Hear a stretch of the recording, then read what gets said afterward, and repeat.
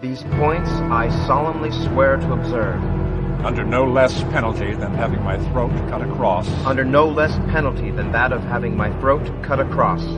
My tongue torn out by the root. My tongue torn out by the root and buried at low water mark where the tide ebbs and flows. In the name of the crucified one, I swear to sever all bonds which unite me with mother, brothers, sisters, wife, relatives, friends, mistress, kings, superiors, benefactors, or any other man to whom I have promised faith, service, or obedience. I name the place in which I was born. Henceforth I live in another dimension, which I will not reach until I have renounced the evil globe which has been cursed by heaven. This oath is taken by all men who join the Brotherhood of Freemasons. All over the world, there are 6 million people who call themselves Freemasons and believe they are spreading the light, but they are actually very much afraid of the light. Nearly 6 million members of all races and religions, all men, and all believers in a supreme being, meet in nearly windowless lodges throughout the world. There, facing a central altar, their chief officers sitting in the east, they perform intricate dramas, usually based on stories from the Old Testament. The ritualistic plays are the initiation ceremonies for each new member and the core of the Masonic rites. It is generally acknowledged as a fraternity of men bound by secret oaths and rituals. The sacred writings are to govern our faith. The square is to regulate our actions, and the compass is to keep us in due bounds with all mankind. The lesser lights are the sun to rule the day, the moon to govern the night. Most people look upon Masonry as simply a fraternity, and these oaths have no meaning. But tragically they do. Joseph Smith, the founder of the Church of Mormon, was murdered by the Masons on June 27, 1844. The reason why is because Joseph Smith, who was a Mason, revealed the secrets of the Masonic Lodge in the Temple Endowment Ceremony. A monument was erected in Batavia, New York, and remains to this day, in remembrance of what happened to William Morgan. The inscription on its base reads, "To the memory of William Morgan, a native of Virginia, a captain in the War of 1812. He was abducted from near this spot in the year 1826 by Freemasons and murdered for revealing the secrets of their order." Every member that was on the Warren Commission that was to investigate President Kennedy's assassination was a Freemason. Every single one of them. They protected the truth that Masons were directly involved in the assassination of President Kennedy. It may surprise some of you that if you had to put a name to the conspiracy that's come down to us through the ages, that some call the Illuminati, some other people call it other things, but I think if you boil it down to its purest, simplest form, you would identify it essentially as Freemasonry. They do network together to control the economy, the educational system, the religions of the world, the politics of the world. Are we plotting the destruction of the nation? Of course not. Nonsense.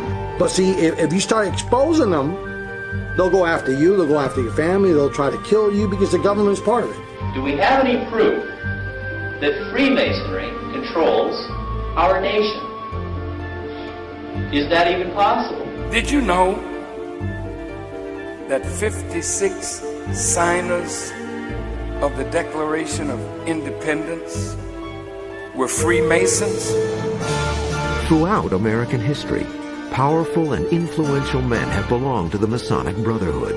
This guy was a high-degree Freemason, George Washington, one of the top ones, and he became the first president, no coincidence. George Washington, Benjamin Franklin, James Monroe, John Jay, John Hancock, Paul Revere, John Paul Jones, and James Otis. The symbols of Freemasonry are everywhere. The Masons have to conceal their hidden agenda, their secret agenda for the United States. Because this shit's in front of everybody. Like all the people who deny conspiracy theories and stuff, in their wallet are fucking rectangles covered in Egyptian occult symbology that they don't even think about. Yeah, what's up with that fucking all-seeing eye on top of the pyramid? Just an eye on top of the pyramid. That makes sense. The eye in the pyramid still graces the $1 bill.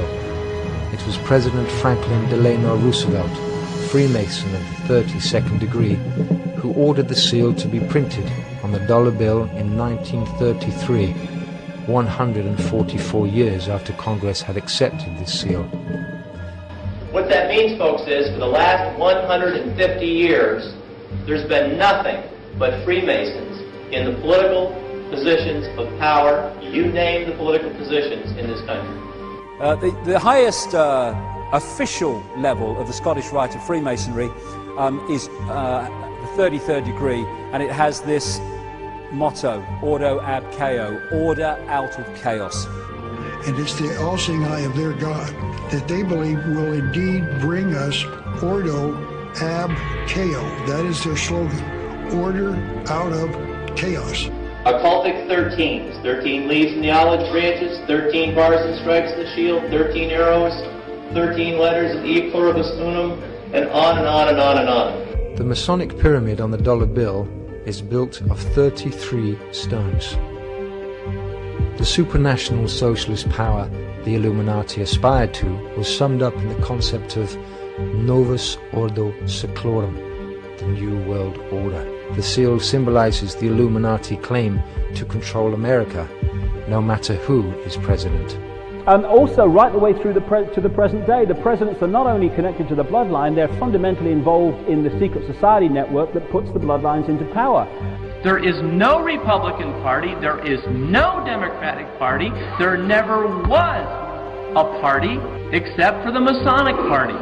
There is no ABC, there is no CBS, there is no NBC. They all came out of David Sarnoff's RCA, who was a Mason. Composers Irving Berlin, Mozart, and Duke Ellington were Masons, joining Will Rogers, Charles Lindbergh, and John Wayne. Here's a picture of Gerald Ford, Roy Clark, Ernest Borgnine, Buzz Aldrin, Glenn Ford, the actor, showing that they're all Shriners. Jack the Ripper was said to be Sir William Gull, a Freemason with ties to the royal family. The all-seeing eye on the dollar bill is a Masonic symbol, and many founding fathers like George Washington were active Freemasons. Some even say the Freemasons have infiltrated all segments of society and government and ultimately control the course of history. And if you follow it down through the line to this very day, most of the actors, I would say the great majority, if not all, of the major actors are all high Masons. All the singers, all of them. A couple of your fans are downright harsh about what they suspect is your secret interest in the Illuminati or membership in the Freemasons. Let me ask you this. Are you a Freemason? Possibly. That's not a no. You're just going to leave it at that? Yeah, we just don't talk about that stuff. Our band's very esoteric. You know, we don't get into the descriptions and meanings of a lot of the symbology that we use. The thing with Angels and Airwaves, this band it's not a normal band. There's a reason and a message behind everything that we do about the way you look at yourself and the way you look at the world around you. But Freemasonry is about the building of man as Solomon's temple. As Solomon builds his temple, this is how you should be building yourself. And as one of Solomon's temples, you are also building the world to be a better place. That's Freemasonry. If we think about ourselves as unfinished temples, finding the lost word would be being able to find that link between your deity and yourself. And finding that brings all of our unfinished nature, let's say, to that point of perfection. Well, now, this is very interesting, isn't it? Especially when you find out that Freemasonry is a religion. Freemasonry says Masonry is the church of human progress. You get back to the Masonic fraternity of Freemasonry. Yeah. Their great symbol is G. You'll look at the star on the compass, which is a stylized Star of David. In fact, they have the entire Star of David in many Masonic temples. Why is that? To many Christians, the symbol represents the nation of Israel, and they call it the Star of David. But a closer look at the history and purpose of this symbol will reveal something quite startling and disturbing. The low-ranking OES members, Eastern Star members, and Freemasons are not aware that what they are signing up for is a Luciferian doctrine and pagan occult practices. As with all secret societies, you have levels, and if you're on the lower levels, you don't even know they're upper levels. They don't even tell you. This is what they do in the secret societies. That's just why they have all these different levels, 33 degrees. Each degree they disclose a lot more. Freemasonry, headed by Lucifer, the great architect, claims to give you the light to bring man into his or her divine status, or Christ consciousness, the light. This is demonic. You open yourself up to the demonic. They will not tell you this when you first join the lodge. I believe that the system of Freemasonry, the dynamic of Freemasonry, the spirit that empowers Freemasonry is Luciferian, is satanic. It's satanic at the core. This whole country's not based upon Christianity. It's satanic from head to toe. Freemasonry is based on demonism. Freemasonry is rationalist and humanist. It is not superstitious, and it is not involved in the occult. A lot of Masons don't have a clue as to the fact that the Masonic God is basically Satan. I think that's supremely arrogant of anyone who's not a Mason to believe they know more about Freemasonry than a Mason does. Something's wrong, folks, in America. Something's really wrong. So this is the conspiracy. And it's important to understand that the key thing of the conspiracy is that it's done in secret. That's the essence of a conspiracy. The secrecy of the organization is part of what creates the environment that allows you to become so trustworthy and so honest with all your fellow organization members. Why do some say that their members will defend their brethren or protect the group's secrets at any cost? If you want to follow the conspiracy theory, the idea is that these type of people, these elite societies, that what they would do is they would have these rituals, and they would do something really f***ed up so no one could ever talk about it. Like they would kill somebody, like they'd take a prostitute and kill her in front of everybody, and then bury her somewhere. And no one could talk about it because they were all implicated, and so that's everyone, it's like your bond to this cult. Most of the aforementioned Masons took the following Royal Arch degree oath.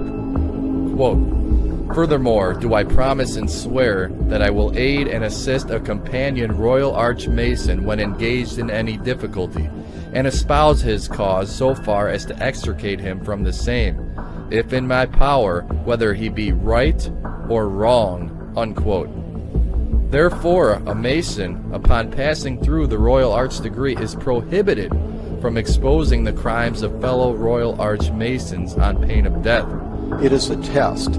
If a man cannot keep secrets, something as simple as a handshake, as a password, how can I trust him with the more important obligations? And there's always two sides to the same coin, and there's a hidden side and a side that's in view, esoteric and exoteric.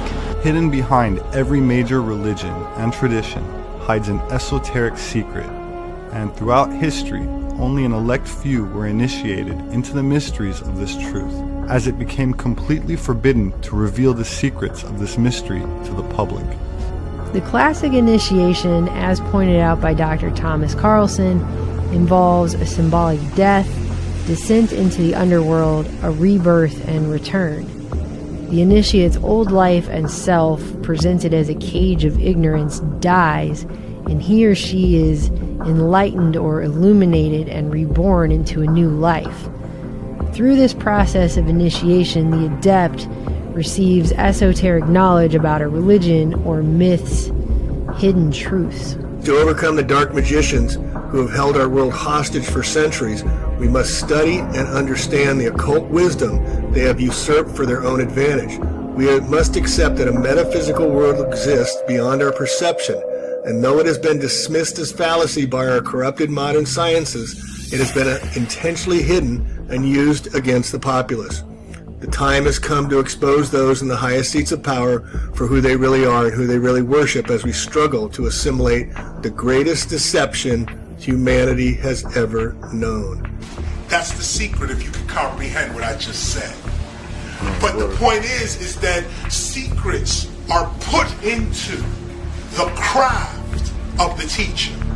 The teacher does not blatantly tell you, this is the truth. You won't even understand it. But understand that Masonry has been around a long, long time. It may not have always been called Freemasonry. We have to understand that the first secret societies came after the Holy Crusades. The Crusaders were exposed to many new ideas in the Middle East, and these stories retold the story of the devil giving Eve the apple. The origin I'm talking about are the mystery religions.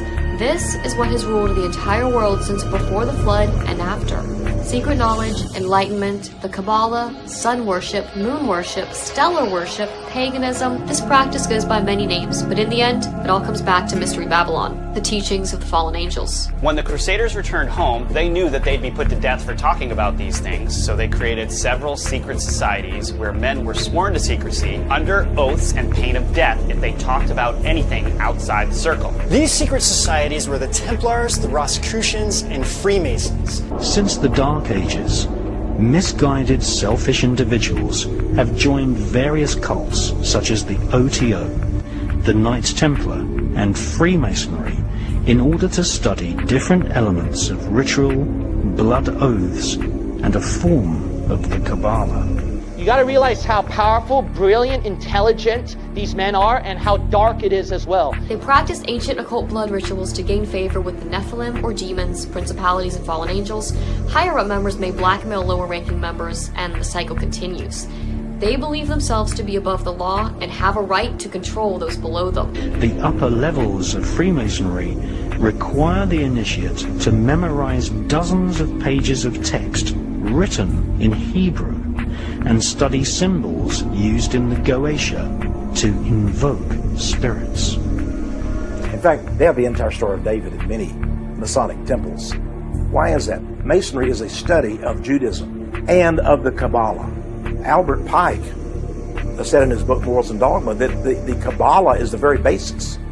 Without the Kabbalah, we would not have the 33 ritual. The Jewish Tribune newspaper on October 28, 1927, stated, "Freemasonry is based on Judaism.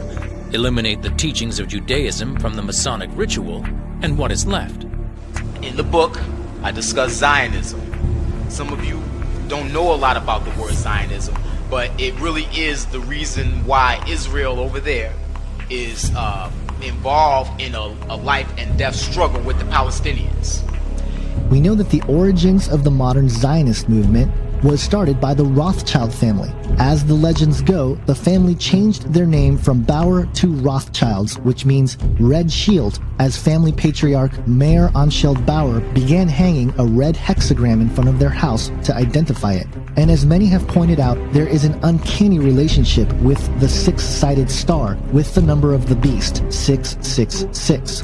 But the Rothschilds and the Masons, they combined together, and through this combination, in came birth through Adam Weishaupt. And Adam Weishaupt, he is the leader and the founder of the Illuminati. The Illuminati is a group of bankers that start with the Rothschilds. And there were five, one was Rothschild, it was 5 sons. And each Rothschild controlled a part of Europe. One son was England, one son was France, one son was Spain, one son was Germany. And they started a banking system in Europe, the Rothschilds. It was a Jewish family. And their banking practice got so big that they began to finance governments. The bank began to finance wars. The whole family was driven by an insatiable lust for the accumulation of wealth and power. They secretly financed both sides in various European wars, dominated European banking, and by the mid-1800s had become the richest family in the world. Rothschild helped found Israel, and Rothschild has always been the backer of Israel. Many folks today believe that the Orthodox Judaism that is present in modern-day Israel is simply those who follow the Torah or the Old Testament. This, however, is not true at all. Does Judaism, as it is practiced today, have anything to do with the patriarchs and prophets of the Old Testament? Nothing. Nothing at all. They don't believe God. They don't believe Jesus Christ. They don't believe the Old Testament. They don't believe the New Testament. They don't believe any of it. You know, we're told that in the Old Testament that the Hebrew people, the Jewish people, were worshipers of one God. That's never been true not true now and never will be true. They don't want you to look in the Bible and say, well, what is it about what they're saying in there that made Farrakhan say the synagogue of Satan and say false Jews? What is it? You know, in Revelation 2 and 3, there's interesting verses which talk about them which say they are Jews and are not, but are the synagogue of Satan. It's not hard to figure out who the synagogue of Satan is when you realize that there's only one religion in this world that uses synagogues. It's not an accident that in those days, the Jews wanted Jesus dead. That's actual fact. That's not hate teachings. If you read the Bible, that's an actual fact. They can't escape that. Do you believe that the Jews killed Jesus? It's possible the Jews did kill Jesus. Right. So let's say they did. Right? Maybe he deserved to die, but maybe he was a troublemaker. Let's assume we did. So we killed somebody. I hope the Jews did kill Christ. I'd do it again. The church fathers blamed the Jews for the death of Jesus, and that is Paul's doing. To this day, 26% of all Americans believe that Jews were responsible in the death of Jesus. When Mel Gibson came out with his Temptation of Christ, oh, he's an anti-Semite. What a horrible person. He says the Jews, killed Jesus. Well, that's what the Bible says. Israel. The second you mention the word Israel, the nation Israel, the concept Israel, many in the American press become very defensive. We're not allowed to be highly critical of the state of Israel.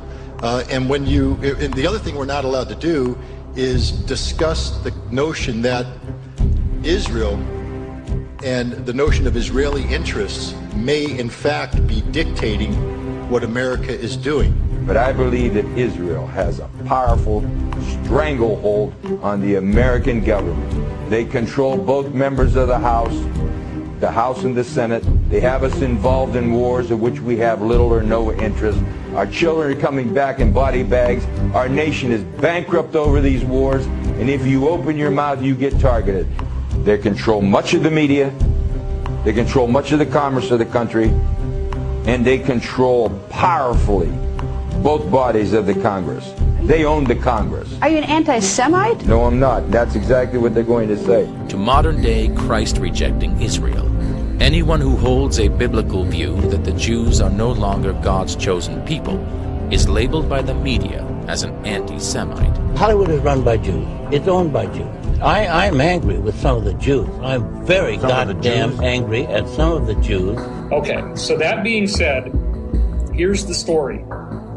The Cabal has been planning to try to dominate the planet for many, many hundreds of years.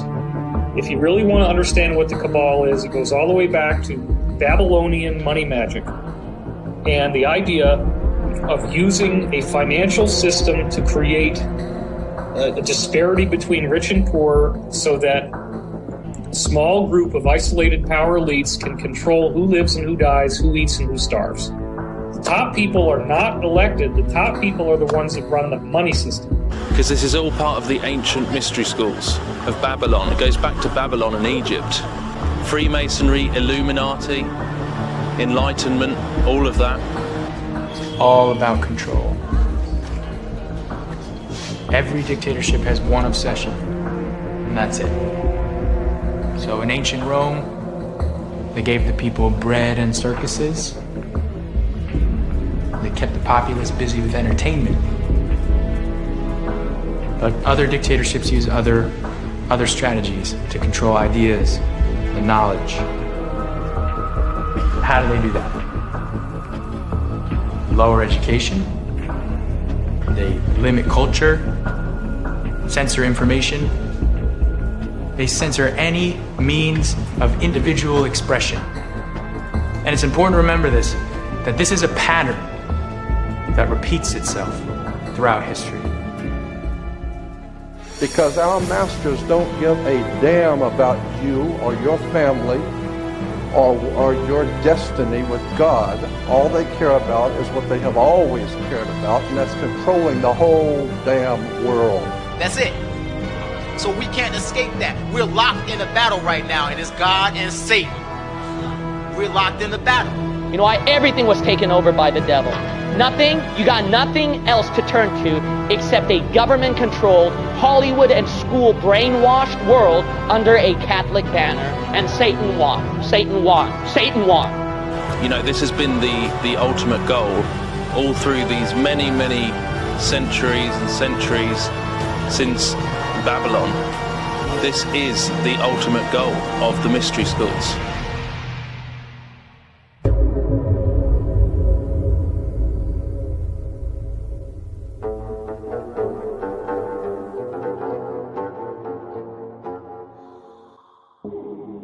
If you've been watching the news lately, you would have noticed that there is a lot of attention being focused on the Middle East and on Israel. And the question is, why is the Middle East so important? The Temple Mount is the site of the first and second Jewish temples, but for hundreds of years it's been occupied by Muslim shrines. The Al-Aqsa Mosque and the Golden Dome of the Rock now sit on the site. But some Jewish people want to build a third Jewish temple. Every year, thousands of pilgrims come to this place, Palestine, to discover their spiritual roots. Yet today, it is not just the religious. Mankind in general is turning its attention toward this land. Recent violence between Israel and Palestine centers around the site called the Temple Mount, which has a long history of sparking conflict between Israel and the surrounding Muslim countries. Most of us realize that if World War III erupts, it could begin right here in a collision between Arab and Jew. What are the causes of this conflict between Arab and Jew? A conflict which never seems to go away. In Israel, they have mass rallies, 10,000, 20,000 people strong in Tel Aviv. If a soldier executes an unarmed Palestinian man and gets a slap on the wrist, like this guy Elor Azaria executed an unarmed Palestinian, it was on video, it's a horrific video, and because there was this international uproar about it, Israel had to put him on house arrest. The Israeli government put him on house arrest, and that was enough for like a mass mobilization of tens of thousands of people to come out and protest the fact that he was getting even reprimanded. Like, they can do whatever they want because you are under martial law. And you have no mobility, like you have no freedom. They can firebomb you, they can shoot you, they can beat you up. They're protected by the state. So what makes the Temple Mount so important? Well, in a nutshell, this little hill in Jerusalem hosts structures representing each religion. The Al-Aqsa Mosque, which is considered the third holiest site in Sunni Islam, the Western Wall, which is considered the holiest place for Jews to pray, and for Christians, the Temple Mount is where Jesus issued a challenge against temple authorities, which ostensibly led to his crucifixion. The triple claim on this area is further complicated by the dual control of it by both Muslim and Israeli authorities. The Temple Mount in Jerusalem is arguably the most contested and most important piece of real estate on earth. It's at the heart of the bullseye of Bible prophecy, Jerusalem. Jerusalem is at the crossroads of the volatile Middle East, where today we see the nations of Syria, Iraq, and Iran in turmoil as a revolution, ethnic conflict, and terrorist activity push millions from their homes while threatening the existence of nations and the peace of the entire region. The stage is being set for the fulfillment of key Bible prophecies that will take place before the second coming of Christ. It all started 4,000 years ago, when God told Abraham to go to Mount Moriah and sacrifice his son there. Abraham, believing that God will either provide a substitute or will raise Isaac from the dead, goes to the top of this mountain, and indeed, God provides a substitute, a lamb. 1,000 years later, King David purchases a threshing floor that is located at the very same place, Mount Moriah. And on top of this threshing floor, David's son builds the first temple. This temple was then destroyed by the Babylonians. They burned it down to the ground, but not for a long time. For just 70 years later, God appoints a king over Babylon who permitted the Jews to rebuild the second temple. All this brings us to the times of Jesus. According to Flavius Josephus, the second temple was renovated and massively expanded by King Herod in the 1st century BC. He wanted it so much greater in size that he had architects from Greece, Rome, and Egypt to expand the natural plateau of the Mount Moriah into a giant square platform. Almost immediately after the Muslim conquest of Jerusalem, the Dome of the Rock and the Al-Aqsa Mosque were erected. There's archaeological and historical evidence that suggest the dome was added to an existing church from the Byzantine Empire, and the storerooms of the temple were converted to the Al-Aqsa Mosque. 300 years later, the Crusaders captured Jerusalem and identified the Al-Aqsa Mosque as nothing else but Solomon's Temple. It was from this location that the new order took the name of Templar Knights. But they did not stay here for a long time. In the same century, the Mamluks captured Jerusalem and held post until the Ottomans took over. So since the time the Crusaders were gone until today, the Temple Mount was under Muslim governance, with a strict no excavation policy. And this is really a basic principle of Jewish faith, that the Holy Temple is not just some magnificent synagogue. It really wasn't a synagogue at all, or just some beautiful building rooted in the biblical past of the Middle East, but rather it's seen by the Torah as the vehicle that brings about a certain spiritual reconciliation between all of mankind and God. And of course, every prophet of Israel tells us that the time will come when the temple will again be rebuilt, and actually it's the era, the epic of the Third Temple, which is seen, for example, when we study Isaiah, as the time which will be unparalleled in human history, when all mankind will be at peace and united in the recognition of God. So everything that we do is really about the restoration of the promise of the temple. There's a number of ways that we go about this. The production of educational materials and curriculum that are used all over the world, and conferences and publications. But now they're going to equate the Third Temple with Israel's right to exist. And if you deny the Third Temple, then therefore you're also denying Israel's right to exist. And they define that as Zionism. And we remember back to AIPAC, yes. That's their definition. Now, this sounds like a political issue, right? That advocating for, again, that this temple needs to be built, or that it's akin to Tel Aviv and other places in Israel. You know, that's a canard that's very popular, that countries have a right to exist. Countries have a right to defend themselves. And your accusation that Israel and its representatives corrupt U.S. politics? No candidate or politician can ever hope to be elected without the obligatory visit to Yad Vashem, the Holocaust memorial in Israel, while being forced to wear that mind-numbing yarmulke and the obligatory pandering and shameful visit and speech to the true altar of your government. Are you seriously suggesting that the U.S. should be indifferent to whether Israel survives? I think that's exactly what I'm suggesting. How could that possibly be when Israel is the closest ally and when it's the only democratic state in the region? Let's stop and talk about that little pronoun, our. What do you mean by that, our ally?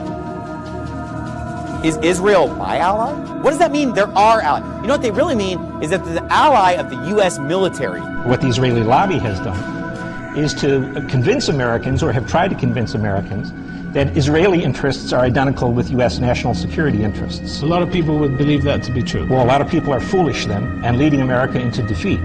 You know, we try not to be political. We're really not a political organization at all. It's just totally a religious and educational undertaking, but it's kind of hard to separate.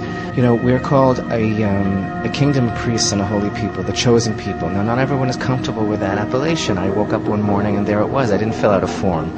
It doesn't mean that we're the best pediatricians and Wall Street brokers and film producers. We happen to be that also, but that might be a coincidence. But what it really means is that God has chosen the Jewish people to be the vehicle throughout the saga of human history, wherein He proclaims to the whole world that He exists. And you know what? When you look at a Jew in the world today, there's no other explanation for the fact that we're here except that there's a God in the world. And we're really just trying to do everything possible as a declaration of our faith that we believe that this is the destiny of the Jewish people.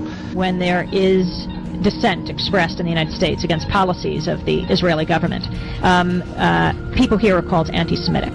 What is your response to that as an Israeli Jew? Well, it's a trick. We always use it. When from Europe somebody is criticizing Israel, then we bring up the Holocaust.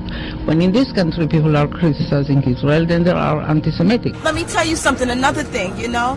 They're supposed to be the chosen ones, but they be in a welfare office and a Section 8 office. They the first one to get any kind of bargain deal on anything. Europe has not yet learned how to be multicultural, and I think we're going to be part of the throes of that transformation, which must take place. Europe is not going to be the monolithic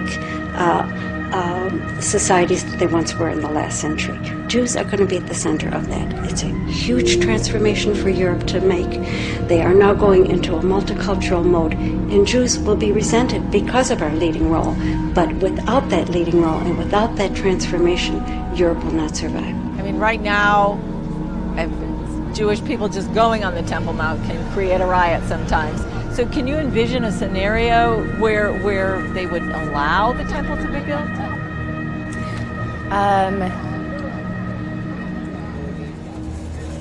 No. Before Zionist settlers came here around the turn of the century, this region was not particularly known for strife. Yet since then, it has known little but strife. Is there something within Judaism itself which acts as an abrasive on this land? I think there's no hope from within Israeli society to change, because it's becoming a more theocratic state and a more fascist state as it grows, because you have to be to maintain this Jewish supremacist state. It's sick, man, and they just signed that $10 billion aid package. Giving it to Israel for the next 10 years is, actually I think it was $30 billion over the next 10 years, which is crazy, because this would never be able to happen if it weren't just completely supported by the U.S. And why is it supported by the U.S.? With British Prime Minister Lloyd George up against a wall, Lionel Rothschild and the Jewish Zionists offered the British a deal they couldn't refuse. "We'll bring the United States into the war as your ally and win the war for you," they said, "if you'll promise us Palestine." In April of 1917, President Wilson got the green light and declared war on Germany. In return, the British government wrote the famous Balfour Declaration and addressed it to none other than Lord Lionel Rothschild. The declaration promised Palestine and Israel to the Rothschild Zionists.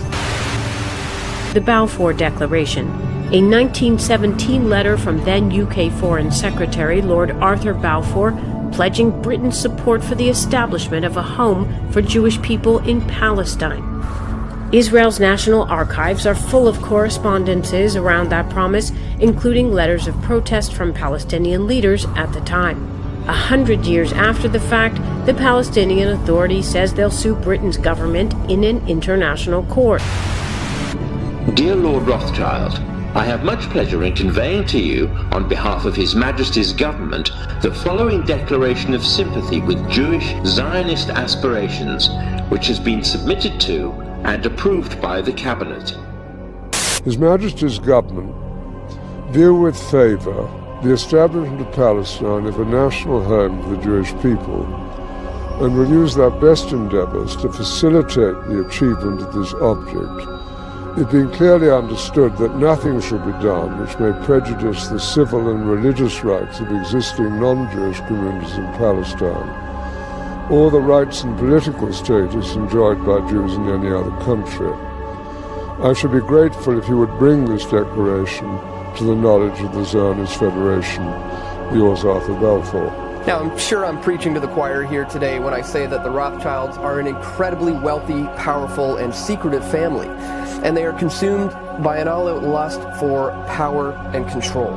Behind the scenes, they have been manipulating our finances and our politics, and with the ability to issue currency that is created out of thin air and then loaned to governments at interest, it is through this process that they manage to emerge on the very top of this pyramidal structure of power. We were suckered into that war merely so that the Zionists of the world could obtain Palestine. The New World Order has no legitimacy, and that we as a people are not afraid, and we are waking up to the robber barons and the big banksters who are looting this economy with the Federal Reserve. Well, what do you, I mean, the Rothschilds family did start the federal, they divided Europe first, took over Europe with Napoleon. Don't exaggerate. The Rothschild prominence in this historic situation cannot be understated, especially since it is the Rothschild family that eventually designed and financed the Knesset, Israel's parliament, including the pyramid with the eye and all the other occult symbology. In the 19th century, the Rothschild family were at the height of their powers, and they utilized this power by effecting some very significant events in human history, in order to profit greatly from it? Well, a lot of people will try anything for peace, and John Lennon said, all we're saying is give peace a chance.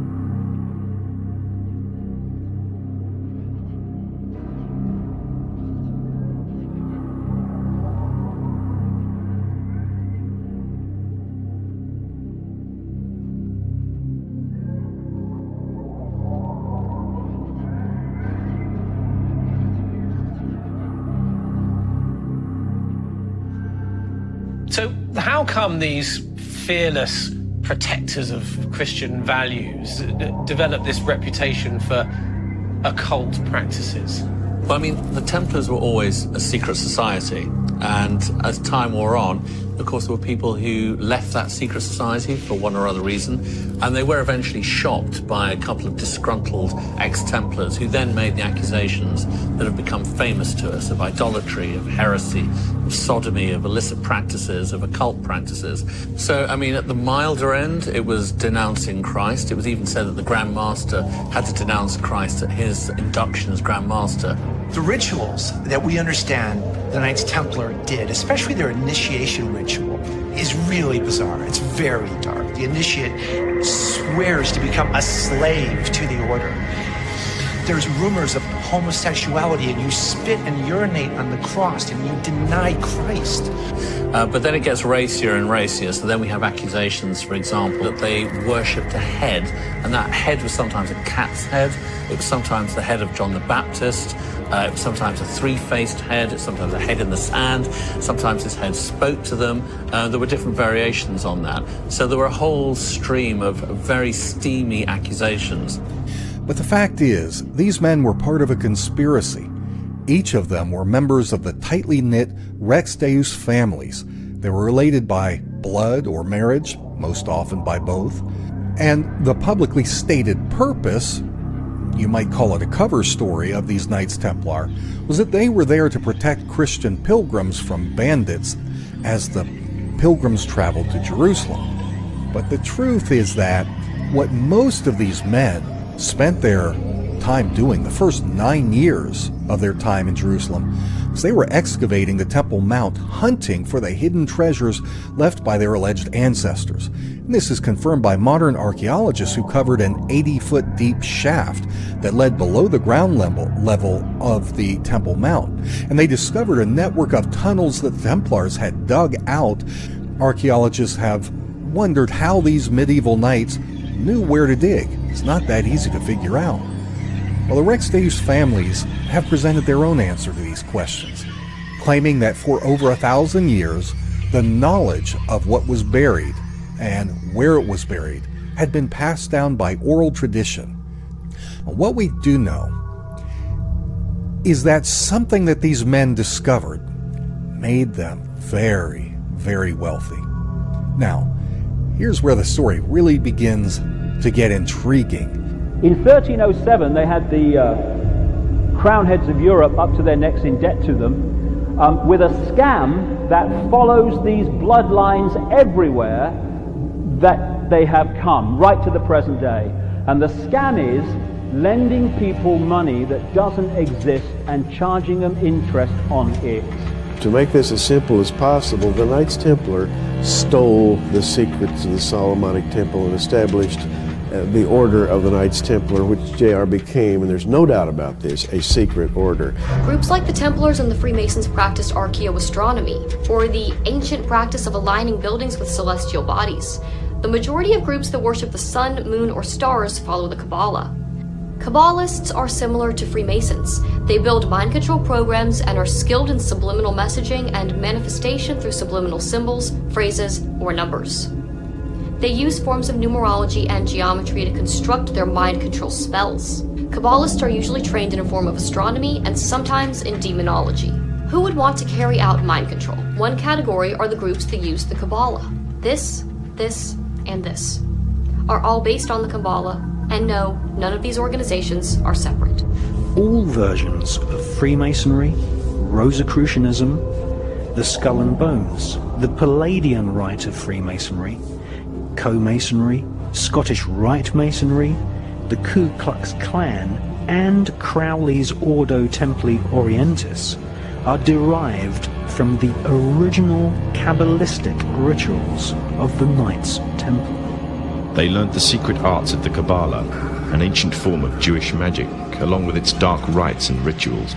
The Jews had learnt the arts from the pagans of ancient Egypt during the times of enslavement to the Pharaoh, and developed them into Babylon. They follow the rules and the laws of the Babylonian Talmud, which is the most antichrist book in existence. The Talmud began as an oral law prevalent at the time of Christ, and it was Jesus Christ himself who accused the Jewish leaders of his day of usurping the message of the patriarchs and prophets of the Old Testament by this oral law, which Christ labeled the tradition of the elders. In Babylon, the Pharisees codified their oral traditions into the Babylonian Talmud, the written form of that oral tradition which Jesus so bitterly rebuked. Jesus described the Pharisees as hypocrites, children of hell, blind guides, whited sepulchres, full of dead men's bones. He even described the Pharisees as children of their father the devil, a murderer from the beginning. The Talmud confirms Christ's words. The Talmud, first and foremost, blasphemes the Lord Jesus Christ, calling him a magician who is now in hell, boiling in his own excrement. The Talmud also blasphemes Christ's Holy Mother, the Virgin Mary, calling her a hairdresser, a prostitute who had sex with carpenters. Then the Talmud spews its venom on the Gentiles to be treated less than subhumans, defrauded, cheated, and even murdered as civilians in times of war, though they be innocent women and children. The Talmud also encourages seduction of unwed adolescent girls called designated bondmaids. But it's important how such rapes are performed. With the designated bondmaid, one is guilty only in the case of natural connection, but not in the case of perverse connection. The Pharisees reasoned that rape in a perverted manner is outside the jurisdiction of the law. Normal rape, however, was punishable. In one of dozens of endorsements of child sex, Simeon ben Yohai said, "A proselyte under the age of 3 years and a day is permitted to marry a priest." The same section confirms that sexual activity with small boys is in the same category. The intercourse of a small boy is not regarded as a sexual act. It is true because of the wickedness of the Canaanites, which included sodomy and infant sacrifice, Israel had been commanded by God to be harsh in her treatment of the inhabitants of the land. God made it clear that the Canaanites were not simply to be avoided, but destroyed. It's clear that Hebrew is simply a Canaanite dialect. In fact, I remember reading one scholar said if you go back far enough, you're really hard-pressed to tell the difference between Canaanite and Hebrew. The Star of David, where does that symbol come from? It's never written explicitly in the Bible itself. Is it in the Talmud? Perhaps. Is there a passage in the Bible about that or no? No. Okay. So you're not really sure exactly where that comes from? No. You got me. Nobody knows, huh? I don't know. I'm not, yeah. Because I know it's called the Star of David. Yeah. Does it have anything to do with David? No, I don't think so. There must be somewhere. I do not remember exactly what the association was. Okay. I believe that what they call the Star of David is actually the Star of Remphan. Because when you study the Bible, you'll see that when they worshipped other gods, the Bible talks about them carrying the banner of the star of their god Remphan. At the end of Acts 6, Stephen is seized and brought before the council by the Jewish leaders. Beginning in verse 37, Stephen recounts of when the fathers refused the oracles given to Moses on Mount Sinai, and instead desired to set up their own gods. Did you bring me slain beasts and sacrifices during the 40 years in the wilderness, O house of Israel? You took up the tent of Moloch and the star of your god Rephan, the images that you made to worship, and I will send you into exile beyond Babylon. In other words, what Stephen pointed out in Acts 7 that caused early Israelites to fall into Babylonian exile was the worship of the star of Remphan, or the hexagram. All these were names for Moloch, the great Baal, the great fire god, who was the devil. The reason for sacrifice is the god Moloch. Moloch being a widely worshipped Canaanite god, like Baal, who demands child sacrifices. When a couple sacrificed their firstborn, they believed that Moloch would ensure financial prosperity for the family and for future children. What is the mainstream explanation for human sacrifice? Like, what do they believe started off? Well, that it's a feeding of psychic energy to supernatural beings. That's what human sacrifice is about. That you take the psychic energy of the individual you're going to kill. You kill them, take their psychic energy and feed it to these vampire-like creatures that are lying in the beyond, that thrive on human misery and pain. And, who are we to say that such things do not exist? We don't understand the nature of reality. The playbook that every single occult organization splintered off of is the Kabbalah, which is Jewish mysticism. The Babylonian Talmud is to science what Kabbalah is to philosophy. The doctrines of this, and other secret societies are all rooted in this mysticism. Albert Pike, one of the most well-known leaders in the history of Freemasonry, said in his book Morals and Dogma that the source of the doctrine of Freemasonry and the Illuminati ultimately goes back to the Kabbalah, the Jewish book of occult knowledge. The Knights Templars likely acquired their secrets of Gnosis, or internal alchemy, and the Kabbalah from several different sources during their nearly 200 years in the Middle East. The stated goal of these sacred and guarded practices is nothing less than to literally evolve the person's consciousness and being into a higher state of existence. Now, these teachings of the Egyptian mystery schools eventually became part of the mystery schools of ancient Greece and later Israel. Sacred geometry was used in the construction of Israel's first permanent temple, which was known as the Temple of Solomon. Kabbalah teaches that the design of the temple represented the metaphysical world and was an earthly representation of the tree of life through which the Creator reveals His truth.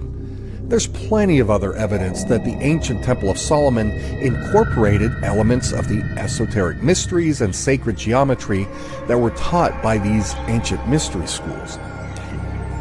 Solomon was a biblical magician king who is accredited with inspiring large parts of the corpus of works we now know as the Kabbalah. King Solomon ruled ancient Israel from the year 970 to 928 BC, and had extensive knowledge of the Kabbalah, which he used to communicate with demons. The Kabbalah describes the many angels and demons who inhabit the spiritual realms.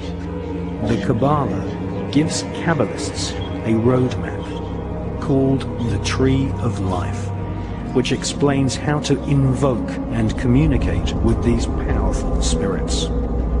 In other words, Solomon was one of the most influential alchemists, occultists, and was guided by none other than Lucifer himself. Revelation 13:18 says, "Here is wisdom. Let him that hath understanding count the number of the beast, for it is the number of a man, and his number is 666. And we see that in 1 Kings 10:14. Now the weight of gold that came to Solomon in 1 year was 666 talents of gold. With all of this information, Revelation 13:18, which says the number of the beast is the number of a man, or Solomon, and his number is 666 in gold. Hopefully, my opinion is starting to make sense now. Satanists, occultists, and Freemasons worldwide venerate the memory of King Solomon, who owned a magic ring engraved with a symbol called the Seal of Solomon. This gave him power over the invisible monarchy of demons. This Seal of Solomon is better known as the Star of David. The Hebrew Bible, or Old Testament, tells us that King Solomon built the temple in Jerusalem based on plans given by God to his father, King David, as a permanent resting place for the Ark of the Covenant, the chest used to carry the 2 tablets of stone on which the 10 Commandments were written, and said to have been received by Moses on Mount Sinai. We have here the beginning of a legend, and the legend is that in the 2 pillars there is hidden esoteric knowledge, the keys to building, if you will, the kingdom on earth. And as we have seen in previous episodes, these pillars may have been magically represented by the Twin Towers of 9/11. Minoru Yamasaki designed the World Trade Center complex to aesthetically mirror the Islamic temple at Mecca, where the black stone of the Kaaba is placed. Many historians believe that the Kaaba itself is a pagan representation of the planet Saturn. During the 1981 to 82 Voyager mission, it was discovered that the North Pole of Saturn had a hexagon-shaped vortex. And while there may be nothing to it, it's awfully strange, as we will come to see, that the hexagram, the 6-pointed star, which contains in the middle a hexagon, had associations with the planet Saturn thousands of years ago. In fact, in connection to the hexagram, we don't have to look much further than King Solomon. According to the History and Practice of Magic, Volume 2, the 6-pointed star is called the Talisman of Saturn, also referred to as the Seal of Solomon. This seal was used to conjure spirits. We also see the hexagram appear in Satan worship. It has been seen used in the Roman Catholic Church and the papacy.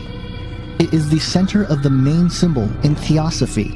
According to several commentaries, the Rephan is synonymous with the planet Saturn, because the object of worship called Kayun in Hebrew was called Remphan in the language of Egypt. It is generally agreed that the object of their worship was the planet Saturn. We Freemasons tie our allegorical origins and the foundations of our symbolic learning system to the building of King Solomon's temple about 3,000 years ago. The 3 degrees of the symbolic lodge are inextricably connected to not only the process of building King Solomon's temple, but also the metaphorical implications of what that historical structure represents. If the legend is correct, the original Knights Templar who excavated the Temple Mount discovered ancient texts containing mysteries of sacred geometry, among other discoveries. The Kabbalistic higher secrets of ritual sodomy, the evil eye, chanting incantations, necromancy, blood sacrifice, and invoking the fallen angels in service to Lucifer fascinated the French Knights Templar. Many confessions told of the Knights Templar monks ritually sodomizing each other, invoking evil spirits, and implanting these spirits into animals such as cats. A satanic tradition which is still practiced to this day at lodges of the Ordo Templi Orientis, which was once headed by Aleister Crowley. The secret that Crowley uncovered, probably through demonic intervention, is the secret that this immortality is conveyed through tantric sex magic.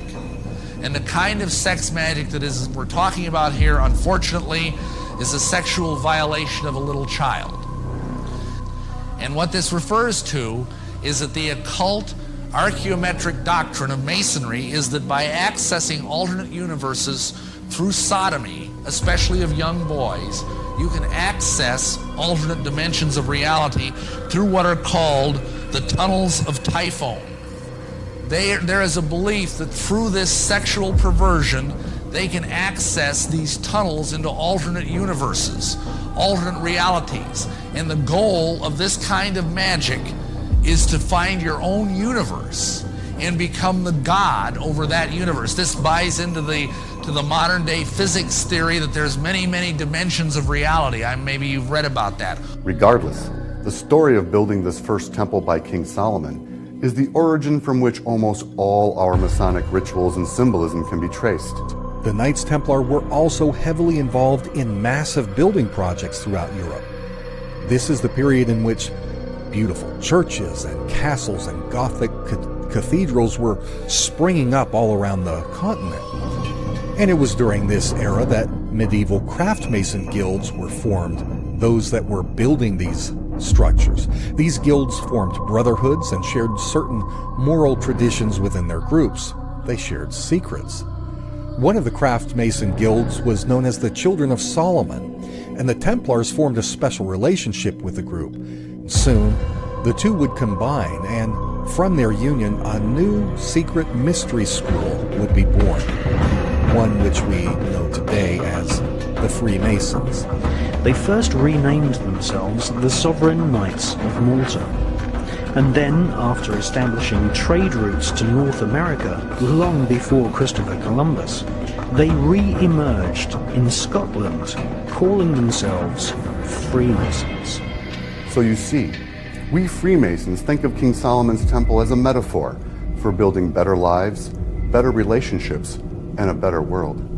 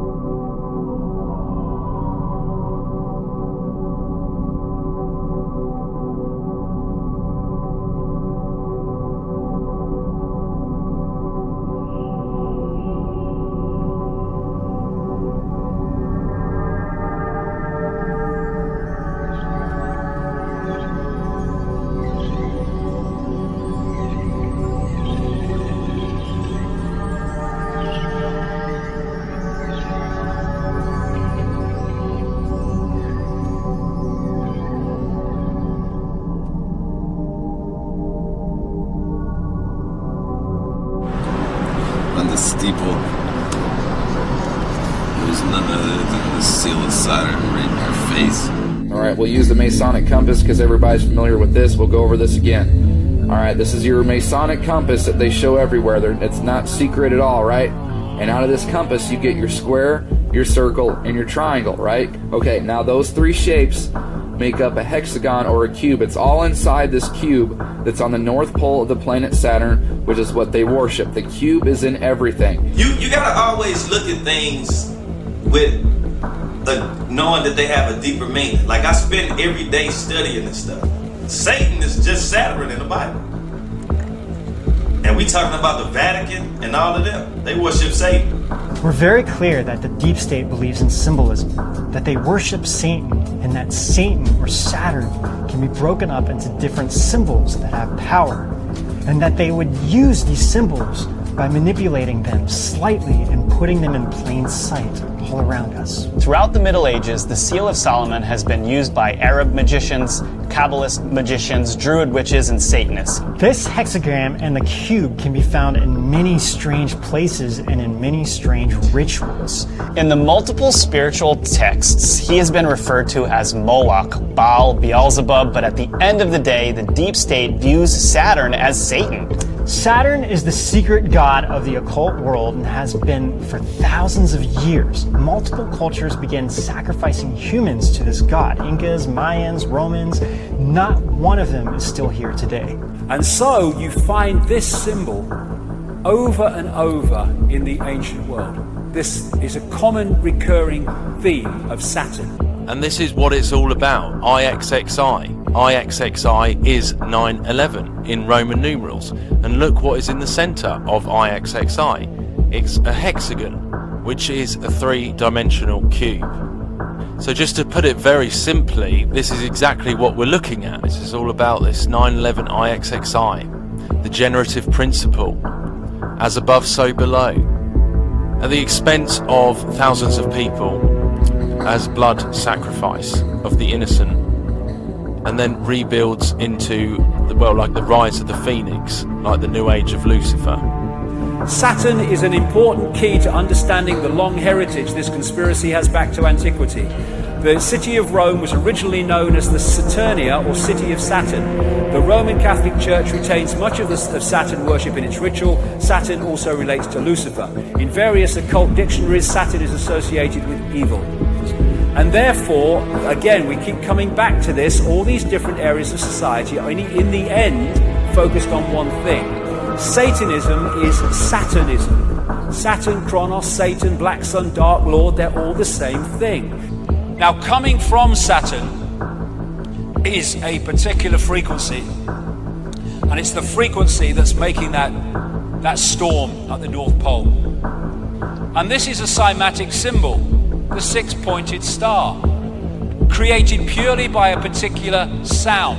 A sound wave creates a symbol, and a symbol generates a sound wave. So all these symbols and this magic square numerologically of the magic square of Saturn are all representations of the frequency of Saturn, and when they interact with our subconscious, they're locking us into the frequency of Saturn from all over the place. We now believe that the universe is vibrating, and that there are vibrations of different universes right in this room. There are the universes of dinosaurs, because the comet didn't hit 65 million years ago. They're the wave function of aliens from outer space, looking at the rubble of an Earth that already was destroyed, all in your living room, except we have decohered from them. We're no longer in tune with them. We don't vibrate with them. Therefore, our universe is tuned to one frequency, our universe. But it means that probably there are other parallel universes in your living room, and believe it or not, this is called modern physics. Now, we don't like to tell chemistry students and first-year students the idea of parallel worlds, because it would upset them. They might feel crying, crying to their mother.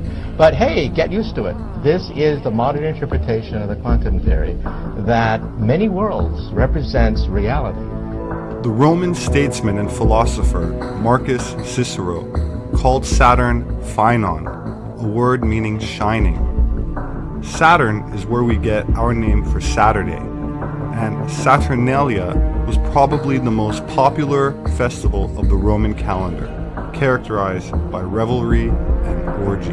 I mean, look at wars. Look at wars that are happening in the world today. Look at the tens of thousands of people that are being slaughtered in warfare today. That's also a kind of human sacrifice. I think we have to consider the possibility that some kind of demonic force is thriving on this and being nourished by it. And that's one of the things that we need to do as human beings, is to separate ourselves from that and say, no, we will not do that. We will not feed that energy. So if the Gnostics were correct, then how, in what forms might we expect these forces to manifest? And again, I'm perhaps going to offend some people here, but I'm afraid that this is very clear to me that these are the forms, one of the forms that they manifest in. And I want you to look at this in a greater context of things. We have had a Zionist-controlled Hollywood, a Zionist-controlled news media that is the conduit to all of this violence, this imagery into every home in America. And so you wonder why there's a culture of violence? It is because it comes from the Jews in Hollywood. That's where the conduit of violence comes from. That's the source of it. But look behind that even deeper. I want to remind you of the Norway shooting of Mr. Breivik, which followed a week after Norway had agreed to support Palestine. And now here we go. Here's a revenge killing in the U.S. sponsored by Israel that was that killed all these innocent children. And that is something that Israelis do very, very well. They target the innocent, they target children, they target women, and they avoid the issue because they're angry, they didn't get their way. So let's connect the dots here about what's going on globally, geopolitically, with Israel involved. Now, they're also calling for a congressional hearing. Now, one thing you can count on with a congressional hearing is there's going to be a cover-up, because all of our congressmen are bought and paid for by the Israel lobby in the U.S. So any truth of this that's going to be is going to be hidden because Israel wants it hidden, because they are once again the guilty party. You have to realize Israel has been operating death squads in the United States now since Gabby Giffords and Judge Roll were shot in Tucson. There's been other incidences. The Aurora, Colorado shooting, that was again Israeli death squads operating in the U.S. And let's look at our gun control who want to take the guns away. Feinstein, Schumer, Boxer, those are all the ones. Those are all Jewish senators, all Jewish people who want to take guns away from normal, law-abiding, middle-class Americans who have a right under this Constitution to do it. They've been trying to destroy this country and trying to destroy this Constitution for the last 70 years since the Frankfurt School came over here from Germany. And I, for one, it's time to push back. We're not going to sit back and take this Zionist-occupied government that we have in this country anymore. I don't know. I am so disgusted with Israel and their behavior on the international stage. Hollywood is Jewish-owned and Jewish-controlled, and they spew filth and they spew violence out. Now, I know a lot of folks who hear this ain't gonna like what I'm saying. I really don't give a damn. My job is to tell you the truth, like it or not. If you don't like it, do what you feel you gotta do, but I'm gonna tell it. Because when I stand before the Creator, I'm gonna hold my head up high and say, I open the eyes of the blind by telling them the truth that they didn't want told.